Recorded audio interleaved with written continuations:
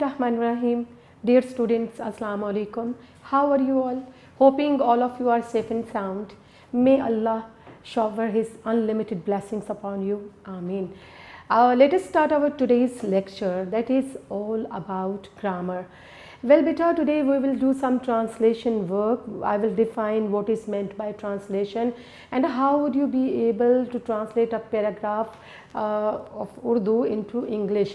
Actually in your paper there is a paragraph, unseen passages given, basically an unseen passage is given which is to be translated into English, and it carries 15 marks. So that is why beta, let us see what are the things which are essential to have a good grip to translate a passage into English. First of all, we see that you people must be well familiar with sentence structure. You must be having good command over language. You must be having strong vocabulary, and at the same time you must be having command over tenses.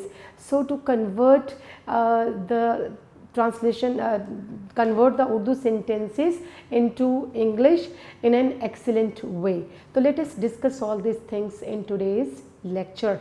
बेटे, आपने text में से कुछ चीज़ें काफ़ी cover कर ली हैं. अब हम थोड़ी सी ग्रामर वर्क की तरफ आते हैं. ग्रामर में आप इडियम्स तो पढ़ ही रहे हैं. इडियम्स के साथ साथ आज ट्रांसलेशन वर्क जो है वो भी आपको मैं स्टार्ट करवा रही हूँ, और इंशाल्लाह इसी तरह से हम प्रपोजिशन भी करेंगे, करेक्शन ऑफ सेंटेंसेस भी करेंगे, और बाकी चीज़ों को भी साथ साथ कवर करते जाएंगे. तो बेटी, बात हो रही है ट्रांसलेशन पैसेज की. आपके एग्ज़ाम्स में, आपके पेपर में एक क्वेश्चन आता है ट्रांसलेशन का, ट्रांसलेट इनटू इंग्लिश. आपके पास उर्दू का एक पैराग्राफ आता है, अनसीन पैसेज दिया जाता है. उस पैसेज को आपने इंग्लिश में कन्वर्ट करना होता है, ट्रांसफ़र करना होता है. तो आपने बेटे इसके लिए बड़े अच्छे तरीके से चीज़ों को जहन में रखना है कि क्या क्या चीज़ें जो आपकी बड़ी कारआमद है अच्छी ट्रांसलेशन के लिए. आपका सेंटेंस स्ट्रक्चर, आपकी वोकैबुलरी ग्रिप, इसके अलावा आपके टेंस के ऊपर ग्रिप, और आपकी कमांड उस लैंग्वेज पे कुछ हद तक बहरहाल होना चाहिए. वो कैसे होगी कि जो सर्टन रूल्स हैं उस लैंग्वेज के, वो आपके टिप्स पे होना चाहिए, उससे आप वेल एक्वेंटेड होना चाहिए, उससे आप वेल फेमिलियर होना चाहिए, ताकि आप उसको आसानी से कन्वर्जन उसका कर सके. तो बेटा, first of all let us have a look at the board. We see that what is meant by translation. हम देखते हैं कि ट्रांसलेशन जो है उसका मतलब क्या है, उसको डिफाइन कैसे करेंगे आप. What is translation? Translation is the act of translating. क्या है? Translation is basically an act of translating. यानी you have to convert one thing,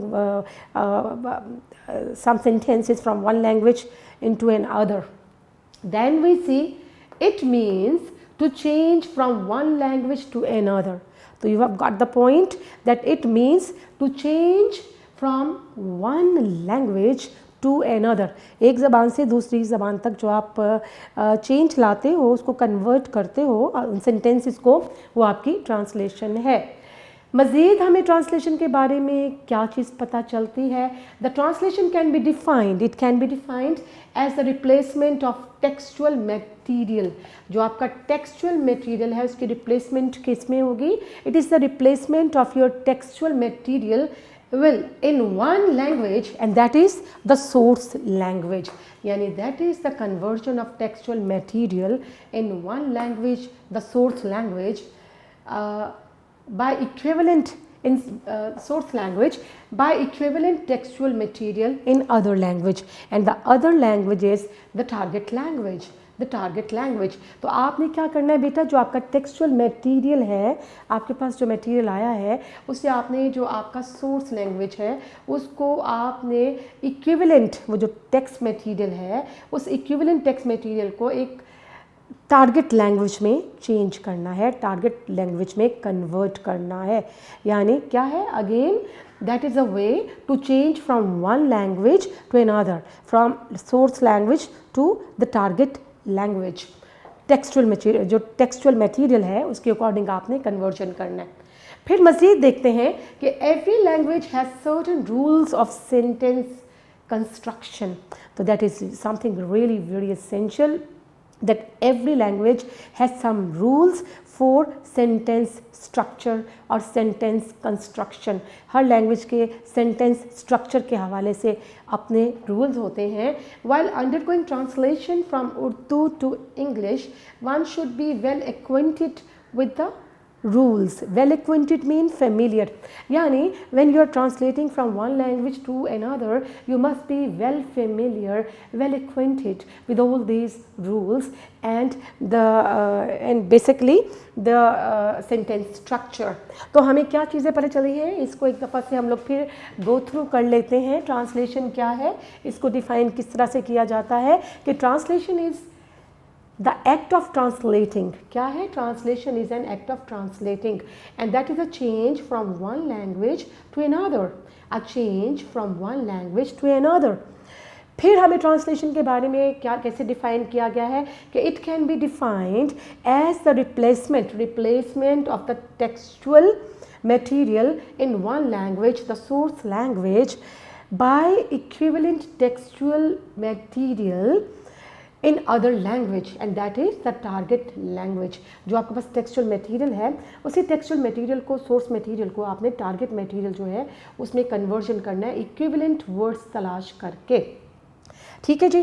तो फिर एक और बहुत अहम चीज़ जो है बेटे वो आपके सामने मौजूद है कि every language has certain rules and these rules of sentence constructions are to be followed strictly.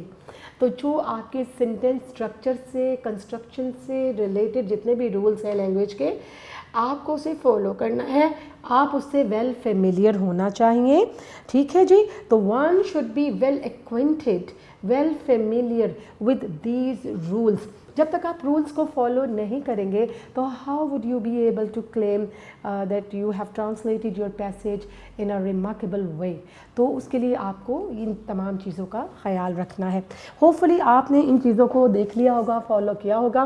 बेटे अब थोड़ी सी नेक्स्ट ट्रांसलेशन के हवाले से ही नेक्स्ट चीज़ों को लेके चलते हैं. नेक्स्ट थोड़ी सी बात करते हैं कि सेंटेंस क्या है. What is a sentence.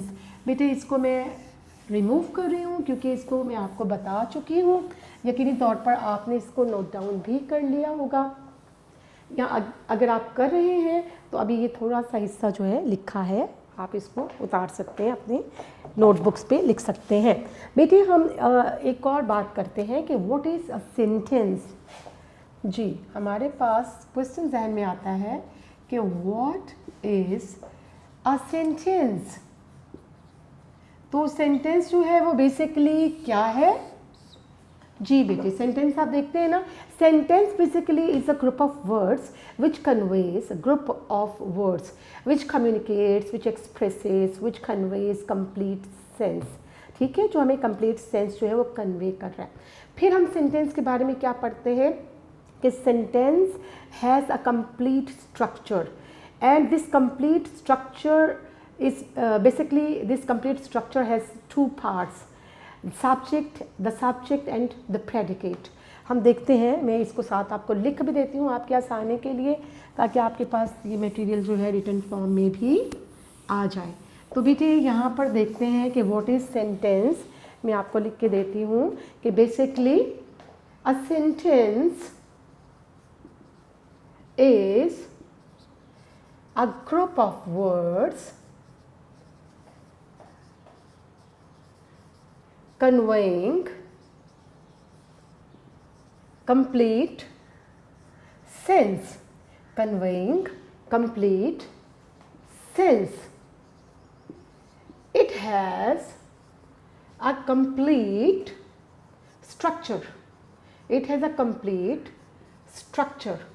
और फिर नेक्स्ट हम क्या लिखेंगे कि this complete structure has two parts. This complete structure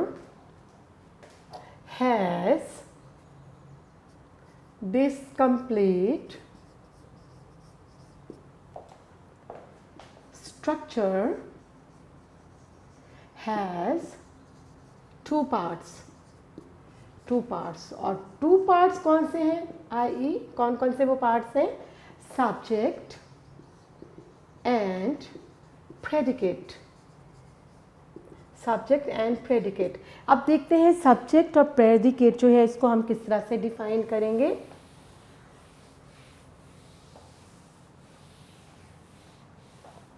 subject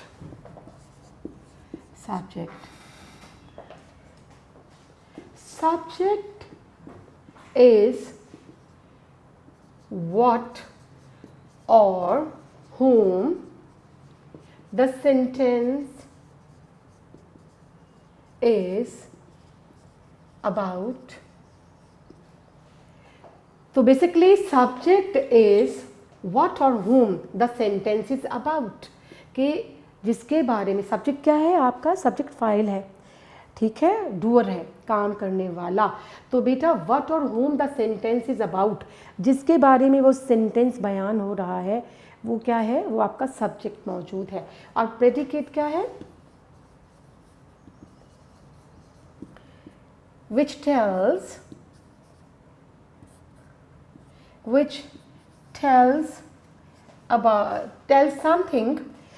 something about the subject, which tells something about the subject, or which tells what the subject does। तो बेटे आपके पास sentence आता है कि सब्जेक्ट और प्रेडिकेट जो है वो बेसिकली क्या है। सब्जेक्ट इज व्हाट और whom the sentence is about. Subject is what और whom the subject is about, कि जिसके बारे में वो सेंटेंस है।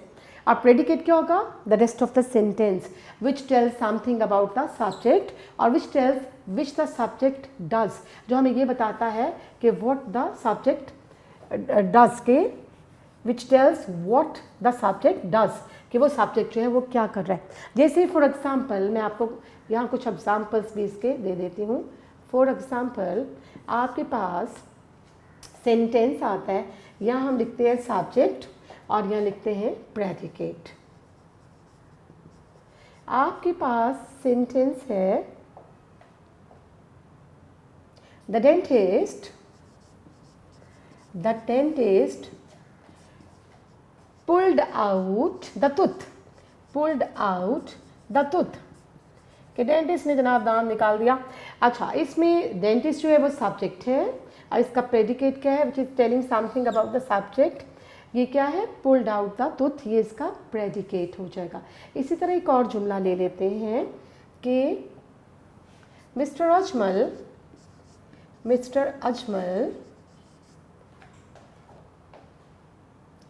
went on a long walk। तो यहाँ पर मिस्टर अजमल क्या है जनाब, ये है यहाँ पर सब्जेक्ट, और प्रेडिकेट क्या होगा, went on a long walk। Mister Ajmal went on a long walk। एक और छोटा सा सेंटेंस कर लेते हैं, the frog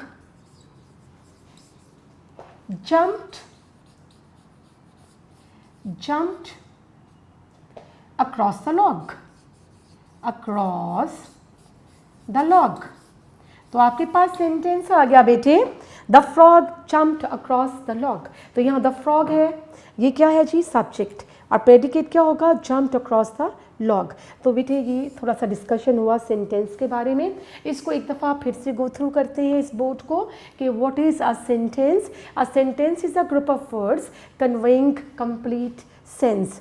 it is a complete structure. This complete structure has two parts, that is subject and predicate. तो सब्जेक्ट क्या है, सब्जेक्ट इज व्हाट और whom the sentence is about, जिसके बारे में ये सेंटेंस है। And predicate which tells something about the subject or which tells what the subject does। और बाकी प्रेडिकेट हमें क्या बता रहा है कि वो सब्जेक्ट क्या कर रहा है, उसकी एक्टिविटी क्या है, उसका एक्शन क्या है। इसलिए मैंने आपको एग्जाम्पल्स दे दी हैं कुछ मैंने आपके पास सेंटेंस रखे हैं 1, 2 एंड 3। ठीक है जी बेटे, इसमें 3 सेंटेंसेस हैं और उसको आप देख लें, इसमें सब्जेक्ट और प्रेडिकेट किस तरह से आप इसमें ट्रेस आउट करेंगे। सब्जेक्ट है the dentist pulled out the tooth. Dentist subject, predicate, pulled out the tooth. फिर है mister Ajmal went on a long walk. Mister Ajmal is subject, went on a long walk it's predicate. फिर the frog jumped across the log. The frog is subject, where is predicate is jumped across the log. जी बेटे, आपको समझ में आ गया sentence क्या है। अब लिखते हैं व्हाट इज़ अ वर्ब। इसको मैं बेटे इरेज कर रही हूँ। अब हम एक मज़ीद थोड़ा सा आगे बढ़ते हैं और थोड़ी सी वर्ब के हवाले से बात कर लेते हैं। जी बेटे, आपके पास आता है question what is a verb. Verb जो है वो क्या है, उसके बारे में थोड़ा सा हम डिफ़ाइन कर लेते हैं, चेक कर लेते हैं कि इसको हम किस तरह से लिखेंगे। तो बेटे verb, a verb is an important element of a sentence.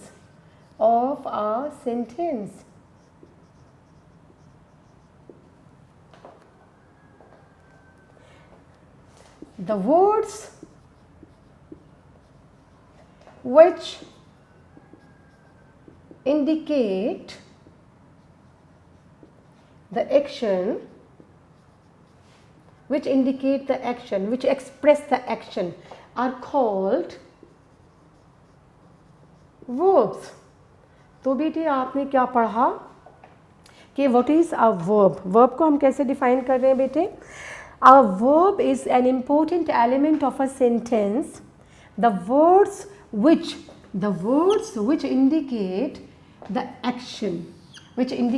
action, these words are called verb। ठीक है बेटे।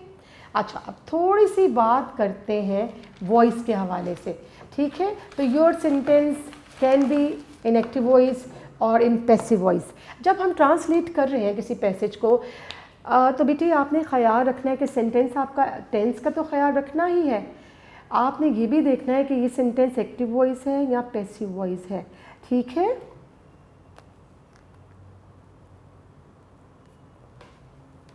तो हम देखते हैं कि एक्टिव वॉइस और पैसिव वॉइस जो है इसको हम किस तरह से डिफ्रेंशिएट करते हैं। क्योंकि बेटे मैंने अभी आपको बताया कि जब आपने ट्रांसलेशन करना है तो अपने सेंटेंस को ये भी देख लेना है कि ये एक्टिव वॉइस है या पैसिव वॉइस है।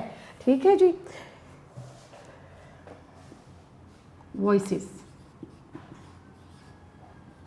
ठीक है, तो बेटे वॉइस में आप क्या करेंगे, एक्टिव वॉइस, और वॉइस में आप करेंगे एक्टिव वॉइस और पैसिव वॉइस। ठीक है,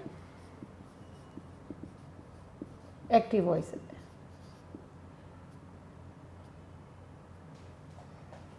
when, एक्टिव वॉइस क्या है, when the subject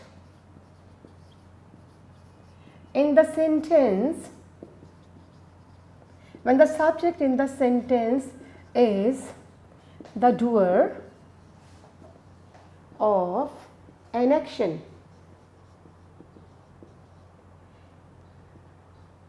For example,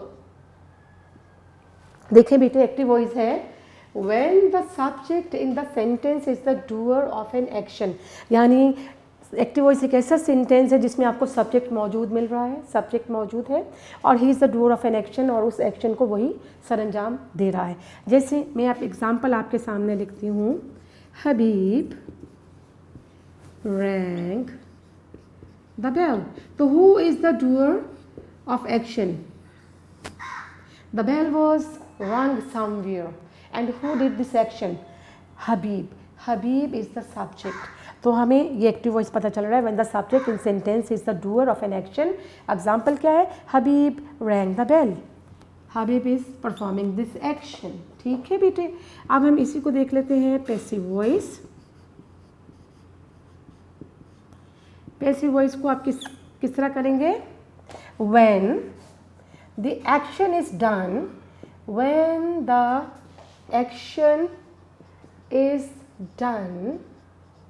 to the subject। Subject himself is not performing that action, but the action is done to the subject. यानी जब क्या है, आप जो है वो एक्शन जो है वो कुछ एक्शन परफॉर्म हो रहा है जो कि सब्जेक्ट की जानिब मंसूब हो रहा है। ठीक है बेटे, और इसमें क्या है, पैसिव वॉइस में हमें सब्जेक्ट जो है, अक्सर सब्जेक्ट मौजूद नहीं होता पैसिव वॉइस के अंदर। तो बेटा इसकी एग्जाम्पल भी देख लेते हैं। Hina was hit by a ball. Hina was hit by a ball. ठीक हो गया। तो यहाँ पर एक्शन हिना परफॉर्म नहीं करे, she was hit by a ball. यहाँ पर ये ऑब्जेक्ट जो है आपका, ये यानी when the action is done to the subject, this action is done to the subject. ठीक हो गया बेटे, आपने वॉइस जो है वो भी पढ़ ली है। इसके अलावा थोड़ी सी और मज़ीद चीज़ें देखते हैं बेटे, अब मज़ीद क्या करना है हमें। अच्छा बेटे, एक ट्रांसलेशन के लिए एक बड़ा की पॉइंट है कि आपकी टेंसेस पे जो है ग्रिप जो है वो बहुत उम्दा होना चाहिए, बहुत अच्छी होनी चाहिए। और ये हमने देखा कि 9th और 10th जब आपने पढ़ी तो 9th और 10th में टेंसेस जो है इतनी डिटेल लिखे हुए हैं और इतनी आपने उसको अच्छे तरीके से पढ़ा होगा कि चीज़ें जो है ना आपके जहन में होंगी कि सेंटेंस स्ट्रक्चर क्या है और टेंस क्या होता है, इसकी डेफिनेशन क्या है, कितने टेंस हैं। लेकिन हो भी सकता है कि आपने शायद उसको जल्दी जल्दी में गो थ्रू किया हो, शायद उस तरह डेप्थ में पास चीज़ें जो है वो कवर ना हुई हों या कुछ चीज़ें जहन से मिस हो चुकी हों। तो बेटे इसीलिए मैं एक दफ़ा से टेंस चार्ट जो है वो आपको रिपीट करूँगी ताकि हम अपने ट्रांसलेशन पैराग्राफ से पहले टेंसेस जो है उनको गो थ्रू कर लें। क्योंकि मैंने ये अक्सर देखा है कि बच्चे एफएससी में जब उनको ट्रांसलेशन पैसेजेस करवाए जाते हैं या जब वो क्वेश्चन आंसर्स करते हैं तो थोड़ी सी कंप्लेन उनको ये होती है और थोड़ी सी फीलिंग ये होती है कि मैडम थोड़ा सा टेंस चार्ट जो है हमें रिवाइज करवा दे ताकि एक दफ़ा फिर चीज़ें गो थ्रू हो जाएं और हम अच्छी तरह से चीज़ों को ग्रिप कर पाएँ। अगरचे हम चीज़ें कर चुके हैं लेकिन एक दफ़ा उसको गो थ्रू करना इसलिए ज़रूरी है कि अब हमें ट्रांसलेशन पैसेजेस करना है। ठीक है, अब फिर क्योंकि टेंसेस पे अगर आपकी ग्रिप है तो आप क्या करते हो कि आपके क्वेश्चन आंसर्स भी बहुत सही तरीके से आप उसको सॉल्व करते हो, आप उसमें गलतियाँ नहीं करते। आपको पता चल जाता है कि किस टेंस में वर्ब जो है उसकी कंडीशन क्या है और उसकी कौन सी फॉर्म जो है हमें इस्तेमाल करना है और इसको किस तरह से हमें लेके चलना है। जी बेटे, थोड़ी सी बात करते हैं। आपने बात की कि व्हाट इज़ अ वर्ब, फिर हमने वॉइस के हवाले से बात की। What is a verb? A verb is an important element of a sentence. The words which indicate the action are called verb, verbs. Then we see voice. Active voice, when the subject in the sentence is the doer of an action, is the doer of an action. For example, that is active voice. Example is Habib rang the bell. Second, passive voice, when the action is done to the subject. Like Hina was hit by a ball. Hina was hit by a ball. The ball is performing this action. ठीक है बेटे, आगे थोड़ी सी बात करते हैं, हम define करते हैं टेंसेस को। टेंसेस के हवाले से थोड़ी सी बात करेंगे ताकि एक दफ़ा थोड़ी चीज़ें आप गो थ्रू कर लो और आप आराम से ट्रांसलेशन जो है उम्दा तरीके से कर सको। जी बेटे, हम यहाँ देखते हैं definition of tense.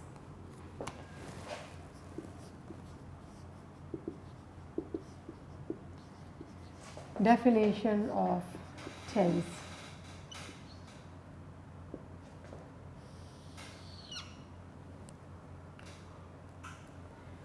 A tense, tense क्या है जनाब?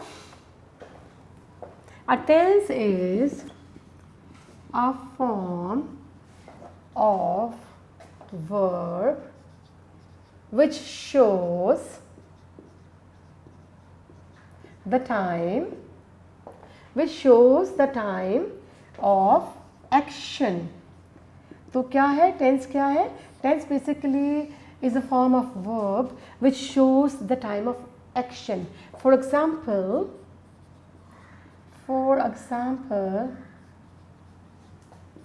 when the action happened, it means when the action happened. ठीक है बेटे, आप देखें बेटे आपका सेंटेंस स्ट्रक्चर क्या है। इधर सेंटेंस स्ट्रक्चर की भी बात करते हैं।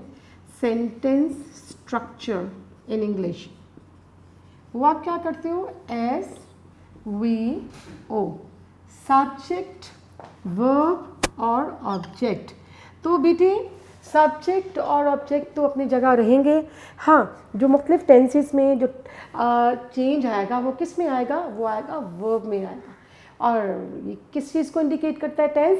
अ tense is a form of verb. क्या है? It is a form of verb which shows the time of action, time of action when that particular action took place और हैपेंड। ठीक है, तो क्या है सेंटेंस स्ट्रक्चर, अगेन देख लेते हैं आपका क्या है, SVO। और टेंस क्या चीज़ है, tense basically change of verb है। चेंज ऑफ वर्ब होती है अकॉर्डिंग टू टाइम पीरियड। तो हम देखते हैं टाइप्स ऑफ टेंस। ठीक है जी, यहाँ हम लिख लेते हैं टाइप्स ऑफ टेंस। तो there are 3 types, there are 3 types of tenses. और वो टेंसेस की 3 टाइप्स कौन सी हैं? नंबर 1 प्रेजेंट टेंस,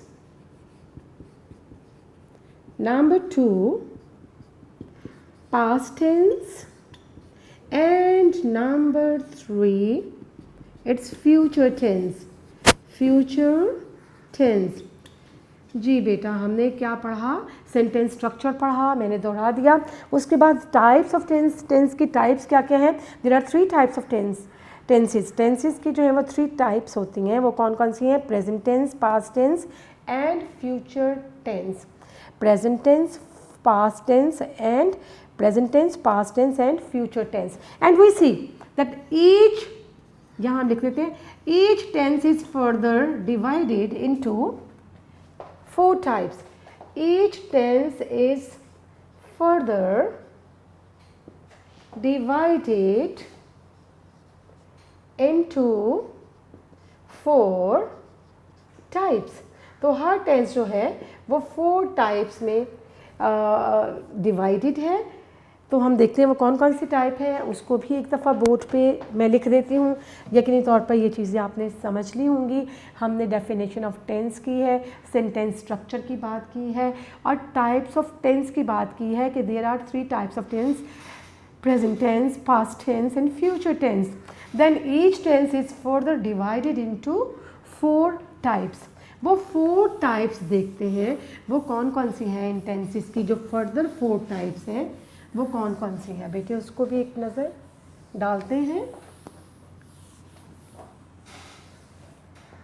जी बेटे देखो, डायरेक्ट ट्रांसलेशन करवाने से कहीं बेहतर है कि एक दफ़ा चीज़ों को, अहम चीज़ों को गो थ्रू कर लिया जाए, ताकि आप समझ लें कि आपने किस तरह से बेहतरीन तरीके से स्किलफुली लैंग्वेज फ्रॉम कन्वर्जन करना है from one language to another. जी बेटे, हम कह रहे हैं 4 टाइप्स। ये जो सब टाइप्स हैं, इसकी सब टाइप्स वो कौन कौन सी हैं हम देखते हैं। हमारे पास आता है present indefinite, then we have present continuous, another tense is present perfect, present perfect, present and present perfect continuous, present perfect continuous। जी बेटा, ये आपने प्रेजेंट में देखा। प्रेजेंट में जो इसकी सब टाइप्स हैं, इसकी जो सब टाइप्स हैं, present indefinite, present continuous, present perfect continuous. जी बेटा, इसी तरह पास्ट में भी बिल्कुल ऐसे ही होगा। Past indefinite, then past continuous, and the next is past perfect,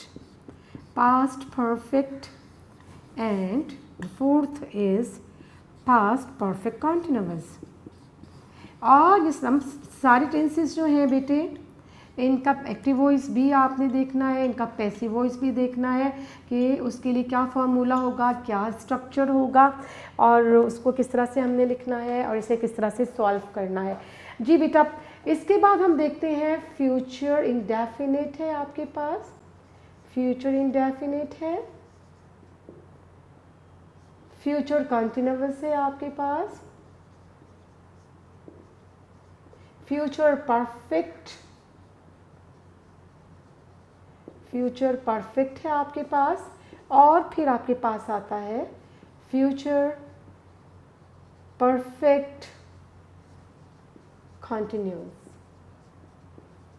बेटे एक चीज़ आपने अच्छी तरह से जहन में रखना है, जैसे मैंने अभी बात की कि जब आप ट्रांसलेशन करती हो, ट्रांसलेट करती हो एक सेंटेंस को, कन्वर्जन करती हो उसके इंग्लिश में, तो आपको जाहिर है मैंने बताया कि सेंटेंस स्ट्रक्चर, वोकैबुलरी जो आपकी स्ट्रॉन्ग होनी चाहिए, और जो सर्टन रूल्स हैं उनको फॉलो करना है, और साथ साथ ये जो टेंसेस पे आपकी ग्रिप जो है वो नुमायाँ होनी चाहिए, और हर टेंस जो है उसमें आपको एक्टिव वॉइस और पैसिव वॉइस नज़र आ रहा है, और कोई टेंस आपको ऐसा भी मिलेगा जिसका पैसिव वॉइस नहीं है, उसको हम गो थ्रू कर लेंगे चीज़ों को। बेटा अगर आप चीज़ों को ट्रांसलेशन पैसेज जो है उसे बड़ी जहानत से करते हो, कन्वर्ट करते हो इंग्लिश में, तो कोई वजह नहीं कि आपके नंबर जो है वो उसमें अच्छे ना आ सकें। आपने बस बहुत समझदारी से इन तमाम चीज़ों को ग्रिप करना है, उर्दू सेंटेंस को अच्छी तरीके से पढ़ना है, उर्दू सेंटेंस को पढ़ने के बाद उसमें जो टेंस छुपा हुआ है उसको ट्रेस करना है, और क्योंकि अगर आपका टेंस ही गलत है, सेंटेंस में आप सही टेंस को उस सेंटेंस में ट्रेस आउट नहीं कर सके, तो वो सेंटेंस जो है वो अपनी अहमियत जो है वो खो देगा, और उसमें मार्क्स आपके ख़त्म हो जाएंगे। तो आपकी वोकैबुलरी उससे नेक्स्ट आएगी। अगर आपका टेस्ट ख़राब है तो आपका पूरा नंबर कट जाने के चांसेस हैं, पूरा नंबर कट जाएगा। अगर आपकी वोकैबुलरी में थोड़ी प्रॉब्लम है तो शायद आधा नंबर मिल सकता है। तो लिहाजा आपको टेंसेस को एक दफ़ा फिर गो थ्रू करना है, बड़े अच्छे तरीके से समझना है, और उनको जहन में रखते हुए जो है वो आपने ट्रांसलेशन करना है। अभी मैं 2 से 3 लेक्चर जो है आपको कंटिन्यूसली, मेरी कोशिश ये होगी कि आपको ये सारा चार्ट कंप्लीट करवा दूँ, ताकि उसके बाद जो है हम जो पैसेजेस हैं आपकी बुक के अंदर उनको हम सॉल्व करना शुरू करें।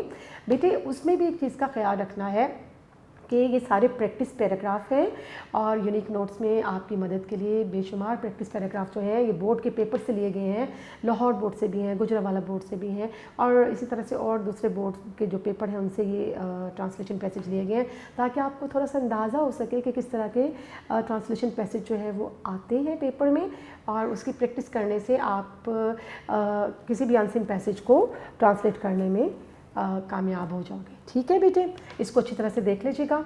इंशाल्लाह नेक्स्ट लेक्चर में मैं आपको मज़ीद बताती हूँ कि टेंस जो है वो इंडेफिनिट टेंस जो है वहाँ से हम लोग स्टार्ट लेंगे। ठीक है बेटा। अच्छा एक चीज़ है, here comes the end of your lecture because time is about to end, but before we end it I have a short message for you people. Beta, we see that all of us are under the threat of a pandemic, that is COVID-19, and that is a new disease. And what we need to do is to follow certain precautionary measures to save us, because there is no remedy, there is no cure for this virus, for this coronavirus. So that is why you must take care of, you must follow certain precautionary measures, and you have to save yourselves and you have to save others in your surroundings at the same time. It is well said that prevention is better than cure, and this proverb is really applicable over here, that we must take care of ourselves. At the same time, we also take care of the lives of other people in our surroundings by following certain measures, certain steps, and so that we could avoid affecting by this fatal disease which can kill us. Right, beta? So thank you very much. Stay home, stay blessed. Allah Hafiz.